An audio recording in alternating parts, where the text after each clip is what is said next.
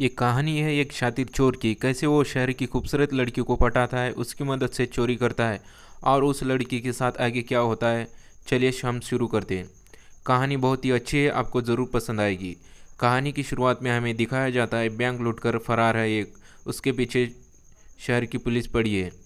सन 1960 में कैलिब्रे शहर के अंदर एक बहुत ही मशहूर चोर हुआ करता था जिसका नाम था डायबोलिक। डायबोलिक अमावस्या की रात में अंधेरे का सहारा लेते हुए कैलिब्रे शहर की नेशनल बैंक को लूटकर फरार होता है। तभी हमें पुलिस की गाड़ी का आवाज़ सुनाई देती है। चोर और पुलिस का खेल हमें देखने को मिलता है। पुलिस जी जान लगाकर डायबोलिक का पकड़ना चाहती थी। इसी के चलते एक समय ऐसा आता है, पुलिस ने चारों तरफ से डायबोलिक को घेर लेते हैं। पुलिस को लगा डायबोलिक अपने हाथ लग गया। तब हमें डायबोलिक का कारनामा देखने को मिलता है। गाड़ी में बैठे बैठे डायबोलिक एक बटन दबाता है, तभी सड़क अचानक मॉडिफाई हो जाती है और वहाँ से डायबोलिक 9211 हो गया। उसकी गाड़ी गैस का धुआं छोड़कर पुलिस को चकमा दे गया। लेकिन तभी एक हम देखते हैं, एक ईमानदार पुलिस वाला उसकी अभी तक पीछा कर रहा था, जिसका नाम जेनको है। जन को लगातार डायबोलिक का पीछा कर रहा था, लेकिन उसके हाथ डायबोलिक नहीं लगता। वो भी उसे चकमा देकर निकल जाता है। कहानी आगे बढ़ती है, हमें एक नए किरदार से मिलाया जाता है जिसका नाम जॉर्ज है। वो जाम को चेस करने के बाद शहर की खूबसूरत लड़की को मिलने जाता है। इस खूबसूरत लड़की का नाम है इवा केंट। तभी हमें पता चलता है इस खूबसूरत अबला ने एक अमीर बुड्ढे से शादी की थी और वो बुड्ढा मर गया। इसके बाद उसकी सारी प्रॉपर्टी इवा केंट के नाम हो जाती है। इवा केंट रोड से करोड़पति बन चुकी है। इवा केंट अभी सिंगल है तो नया शिकार ढूंढती है और उसका नया शिकार और कोई दूसरा नहीं, इस शहर का मेयर जॉर्ज है। जॉर्ज भी बड़ा हरामी है। वो इवा केंट के साथ सोने के सपने देखता है, लेकिन इवा केंट का भी एक प्लान है, बिना शादी किए जॉर्ज से सारे प्रॉपर्टी अपने नाम कर लेना। तभी पार्टी ख़त्म होती है। इवा केंट अपने घर के लिए निकलती है, लेकिन उसे जॉर्ज कहता है आज रात यहीं रुक जाओ मेरे साथ मेरे कमरे में। इवा केंट पहले से ही जानती थी जॉर्ज बड़ा हरामी है। इवा केंट जॉर्ज से पीछा छुड़वानी चाहती थी, शादी का लालच दे देती है और तब जॉर्ज कहता है कम से कम मैं आपको घर तक तो छोड़ सकता हूँ। लेकिन इवा केंट नहीं मानती, वो अकेले ही घर पर पैदल निकल पड़ती है। इसके बाद वो पैदल घर जा रही थी, तब उसका कोई पीछा करने लगा। असल में ये और कोई नहीं, इंस्पेक्टर जिनको था। उसने इवा केंट को बताया उसकी जान खतरे में है। फिर उसके बाद वो एक रेस्टोरेंट में गए जहां इंस्पेक्टर जन को इवा केंट को सावधान रहने को कहा, क्योंकि इवा केंट ने साउथ अफ्रीका से गुलाबी हीरा यानी कि पिंक डायमंड अपने साथ लाई थी, जिसकी कीमत करोड़ों में है, जिसकी वजह से इवा केंट की जान को खतरा है। और ऐसा हो नहीं सकता डायबोलिक उस पिंक डायमंड को चुराने की कोशिश ना करे। तभी इंस्पेक्टर जन को इवा केंट की सारी जानकारी ले ली। वो कहाँ पे रहती है, हीरा कहाँ पे छुपा है। पिंक डायमंड के बारे में अभी 3 लोगों को पता है, जिसमें इवा केंट खुद, होटल के मैनेजर और इंस्पेक्टर जन को। इंस्पेक्टर जाने से पहले इवा केंट को बताता है डायबोलिक को आज तक किसी ने नहीं देखा। वो कोई भी हो सकता है, होटल के मैनेजर से लेकर वेटर तक, और खुद मैं भी। इससे हमें पता चलता है डायबोलिक कितना शातिर है। इवा केंट ग्रैंड होटल में रुकी हुई, जहां से उसे पर्सनल वेटर भी प्रोवाइड किया गया था जिसका नाम रोबोटो है। रोबोटो यहाँ अपने साथी के साथ गप्पे लड़ा रहा था, गपशप कर रहा था। तभी हम देखते हैं इस रूम में माइक्रोफोन लगा हुआ है। डायबोलिक इनकी बातें बड़ी ध्यान से सुन रहा था। इसके बाद रोबोटो अपने घर जा रहा था, तभी उस पर पीछे से चाकू का हमला होता है। यह हमला और कोई नहीं, खुद डायबोलिक करता है और उसे मारकर वहीं उसे दफना देता है। अब पहली बार डायबोलिक का चेहरा दिखाया जाता है। वो यहाँ रोबोट की आवाज़ सुन रहा था और उसकी आवाज़ की नकल कर रहा था। उसने तब तक किया ऐसा जब तक उसने रोबोट की आवाज़ की पूरी तरह से कॉपी नहीं कर ली। इसके बाद सीन शिफ्ट होता है, हमें एक लेडीज़ दिखाती है जो काफ़ी ज़्यादा परेशान है। ये और दूसरी कोई नहीं, ये लेडीज़ डायबोलिक की वाइफ एलिजाबेथ है। डायबोलिक काफ़ी दिनों से घर नहीं आया, इसकी वजह से एलिजाबेथ काफ़ी ज़्यादा परेशान है। इधर इवा केंट का होटल में स्वागत किया जाता है। होटल के मैनेजर इवा केंट को कहता है अगर तुम्हें किसी चीज़ की ज़रूरत पड़ी तो रोबोटो तुम्हारे पास आएगा। ठीक वही तुरंत बाद रोबोटो वहीं पर हाजिर होता है। तब हमें पता चलता है असल में डायबोलिक की वही है जो रोबोटो का भेष लेकर यहाँ पर आया है। वो यहाँ क्यों आया और रोबोटो को क्यों मारा, हमें आगे पता चलता है। जब इवा केंट नहाने चली गई तब डायबोलिक एक तिजोरी खोल रहा था जिसमें पिंक डायमंड छुपाया रखा है। काफ़ी कोशिश करने के बाद डायबोलिक इस तिजोरी को खोलता है। तभी फ़ोन की घंटी बजी। डायबोलिक जल्दी से तिजोरी बंद करता है और इवाकेंट बाथरूम से बाहर आती है और वो फ़ोन पे बात करने लगती है। उसे रोबोटो बड़े ध्यान से देख रहा था। फ़ोन कट होने के बाद रोबोटो इवाकेंट से कहता है, मैडम आपको कुछ चाहिए? तो इस पर इवाकेंट कहती है, अभी फ़िलहाल कुछ नहीं चाहिए। तभी रोबोटो यहाँ से चला जाता है। सीन शिफ्ट होता है। तभी हम देखते हैं डायबोलिक की वाइफ घर पर आती है। तभी वहाँ पे डायबोलिक को देखती है। देखते ही उसके गले लग जाती है। डायबोलिक एलिजाबेथ को कहता है, मुझे अभी निकलना है। डायबोलिक काफ़ी दिनों बाद घर पर आया था तो इससे उसकी वाइफ कहती है, कम से कम मेरे साथ बैठ के खाना तो खा लो। इस पर डायबोलिक कहता है, मुझे बहुत अर्जेंट में जाना है। सीन शिफ्ट होता है। हमें जॉर्ज को दिखाया जाता है। जॉर्ज बहुत बड़ा रईस है। इसके पास करोड़ों की प्रॉपर्टी है। इसके साथ वही वो शहर का जस्टिस मिनिस्टर भी है। उसको लगता है इवाकेंट ऐसे ही उसको पटा लेगा, बिना शादी के उसके साथ सब कुछ कर लेगा। लेकिन इवाकेंट तो बहुत शातिर लोमड़ी है। ब्यूटी के साथ ब्रेन भी बहुत बखूबी से निभाती है। डायबोलिक अपने मिशन पर लग जाता है। रात के अंधेरे में वह इवाकेंट के कमरे में घुसकर तिजोरी का ताला खोलता है। तिजोरी का आवाज़ सुनकर डायबोलिक के पास इवाकेंट आ गई। इवाकेंट को देखते ही डायबोलिक ने उसके गर्दन पर चाकू रख दिया और उसे मारने की धमकी दे डाली। लेकिन इवाकेंट उसे नहीं डरी और वो डायबोलिक को बताई कि तुम जिसके लिए यहाँ पर आए हो वो तो नकली है, यानी कि पिंक डायमंड नकली है। वो पहले से ही असली वाले को बेच चुकी है। इस पर डायबोलिक इवाकेंट को कहता है, अगर ये बात झूठ निकली तो इवाकेंट को वो मार देगा।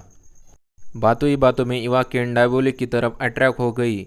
उसको किस करने वाली थी। इतने में डायबोलिक 9-2-11 हो गया पिंक डायमंड को लेकर।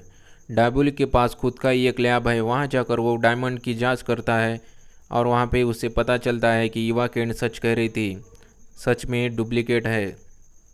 इसके बाद डायबोलिक की वाइफ एलिजाबेथ को दिखाते हैं। वो देर रात सब कुछ आवाज़ सुनकर उठ जाती है। खिड़की के बाहर देखती है, ज़मीन फाड़कर एक आदमी निकलता है, लेकिन वो उसका चेहरा देख नहीं पाई। एलिजाबेथ बहुत घबराई गई और उसे किसी के आने की आवाज़ सुनाई दी। उसने एक डर के मारे एक डंडा उठा लिया। उसे उठाकर अंधेरे की तरफ वो चलने लगी। तब अंधेरे में से निकलकर डायबोलिक उसके सामने आता है। तब घबराती हुई एलिजाबेथ उसे कहती है, मैंने अंधेरे में से ज़मीन फाड़कर एक आदमी को आते देखा जो बिल्कुल तुम्हारी तरह सूट बूट पहनकर था। इस पर डायबोलिक उसे समझाता है, सिर्फ एक सपना था और कुछ नहीं, तुम जाके सो जाओ। अगले दिन इवाकेंट को अपनी रिंग और उस पर पिंक डायमंड उसे मिल गया। उसने रोबोट को अपने पास बुलाया। तब रोबोट को ने अपना नकाब के पीछे डायबोलिक का चेहरा छुपाया था। डायबोलिक अपना नकाब हटाकर इवाकेंट को किस किया। वहाँ बैठकर वो गपशप लड़ाने लगे।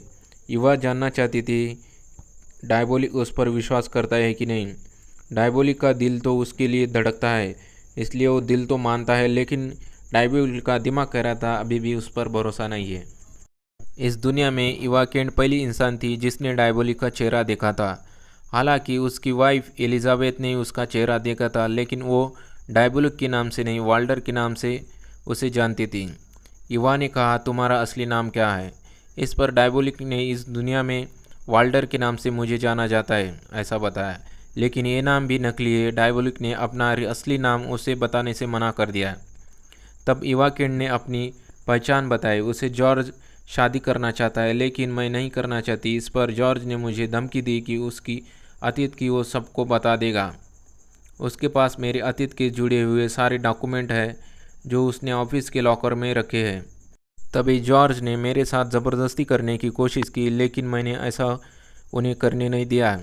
इस पर डायबोलिक ने बड़े विश्वास के साथ कहा कि मैं तुम्हारे अतीत के सारे डॉक्यूमेंट जॉर्ज से तुम्हें ला दूंगा, वो भी कल के कल। डायबोलिक उसे कहा कल दोपहर मिड डे कैफ़े में उसे मिले।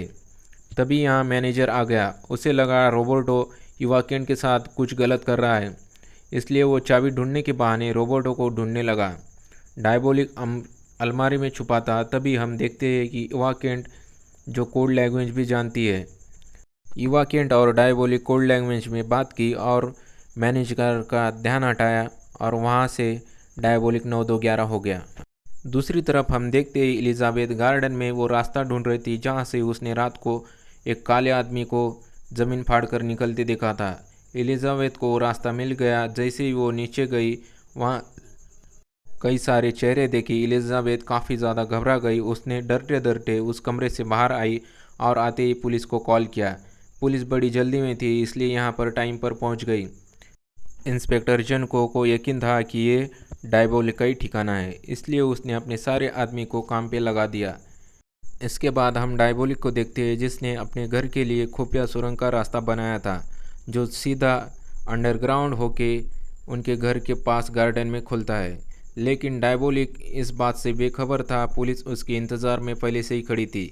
डायबोलिक ने भागने की कोशिश की, लेकिन इंस्पेक्टर जनको ने पूरी तैयारी करके आए थे। डायबोलिक ज़्यादा दूर भाग न सका और पुलिस के उसे पकड़ लिया। अगले दिन Eva Kent mid day cafe में उसका वेट कर रही थी। काफ़ी इंतज़ार करने के बाद तभी डायबोलिक नहीं आया। तब उसको लोगों की बातों से पता चलता है कि डायबोलिक को पुलिस ने पकड़कर जेल में डाल दिया है, उसे अरेस्ट कर लिया है। तभी हमें दिखाते हैं डायबोलिक को कोर्ट में पेश किया गया है। वहाँ उसने एक शब्द भी नहीं बोला। हालांकि इवा और डायबोलिक एक दूसरे को मन की बात यानी कि कोड लैंग्वेज में बात कर रहे थे। डायबोलिक ने उसे कुछ इंस्ट्रक्शन दिए, जैसे कि दीवार पर तीसरी ईंट को दबाना है। तीसरी ईंट दबाते ही वो दीवार खुल गई। अंदर डायबोलिक की कार खड़ी थी। वो कार को लेकर इवा केंट उसी रोड पर पहुंचे जहां पर सुरंग बनाई गई थी। सुरंग के रास्ते वह डायबोलिक के अंडरग्राउंड अड्डे पर पहुंच गई।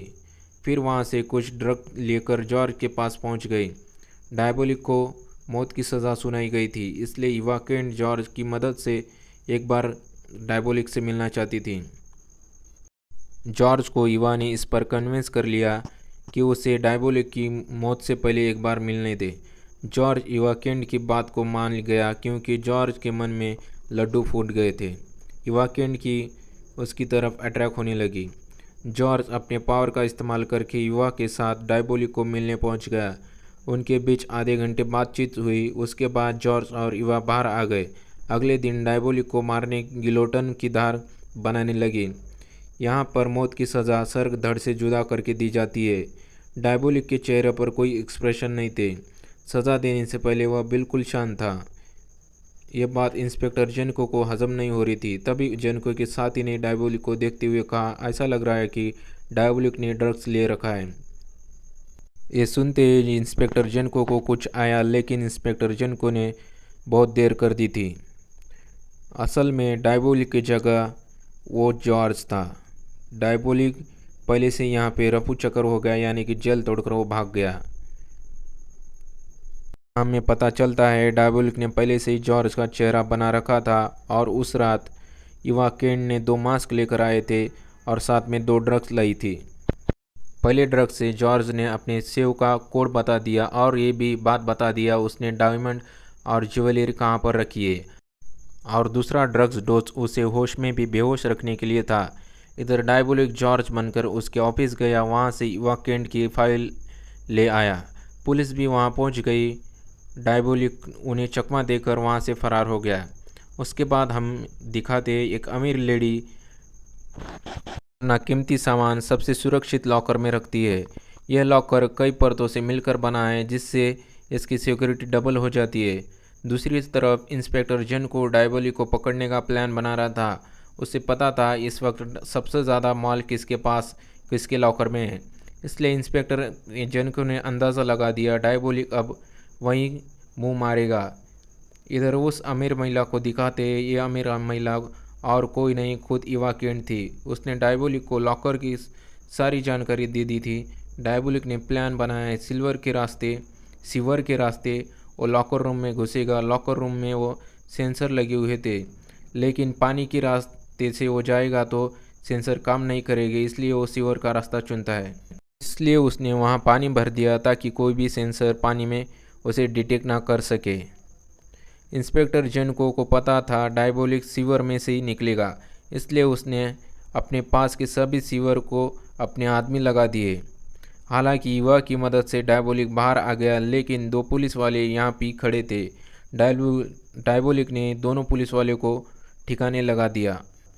इससे पहले डायबोलिक पानी के रास्ते भाग पाता, तभी वहाँ इंस्पेक्टर जनको को आ जाते हैं और आते ही डायबोलिक पर गोली चला देते हैं। इंस्पेक्टर जनको को लगा उसने डायबोलिक को पकड़ लिया, लेकिन उसको पता नहीं था उसके साथ इवाकेंड भी है। इंस्पेक्टर जेनको कुछ समझ पाते उससे पहले इवाकेंड ने इंस्पेक्टर जेनको पर पीछे से हमला कर दिया और उसे घायल बना दिया। यहाँ पर डायबोलिक इवाकेंड की मदद से बच निकलता है। इवाकेंड और डायबोलिक पानी के रास्ते रात के अंधेरे में वहाँ से फरार हो जाते हैं। बेचारा इंस्पेक्टर जेनको उन्हें दूर से देखता रह गया। कुछ दिनों के बाद डायबोलिक इवा को इम्प्रेस करने के लिए असली पिंक डायमंड गिफ्ट में दे दिया, लेकिन इवा को कोई डायमंड नहीं चाहिए था, इसलिए इवा ने वो डायमंड समंदर में फेंक दिया। उसे तो अब डायबोलिक ही चाहिए था। उम्मीद करता हूँ दोस्तों अब वीडियो काफ़ी ज़्यादा अच्छी लगी होगी। वीडियो अच्छी लगी है तो चैनल को सब्सक्राइब करो, लाइक करो, और कुछ सुझाव देना चाहते हो तो कमेंट करना ना भूलें। और जय माँ भारती।